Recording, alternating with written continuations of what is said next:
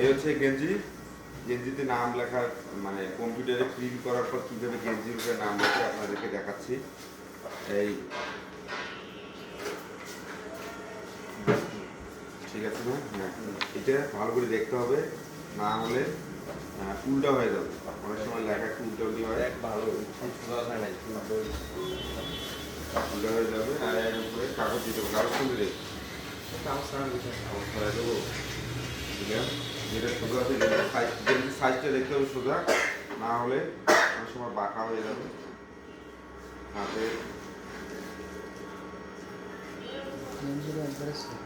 গেঞ্জি সুরই দিয়ে এটাকে হাতে না ইয়ে দিতে দেবে, ঠিক আছে?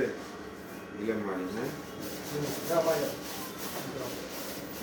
তখন হচ্ছে এইভাবে চাপ দিতে হবে, এইভাবে চাপ দিয়ে দিতে হবে। টাইমার, টাইমারের যতক্ষণ শব্দ না হবে মানে পুরো হিট হয়ে গেলে হয়ে যাবে। পুশ করো, পুশ পুশ। এখানে হচ্ছে টাইমার। টাইমার যখন হয়ে যাবে তখন হচ্ছে শব্দ দিবে, শব্দ দিলে বোঝা যাবে গেঞ্জিতে নাম উঠে গিয়েছে। এই হচ্ছে হয়ে গেছে। যখন হয়ে যাবে স্টপ করার পর এই গেঞ্জির নাম উঠে গিয়েছে। আচ্ছা দেখাও,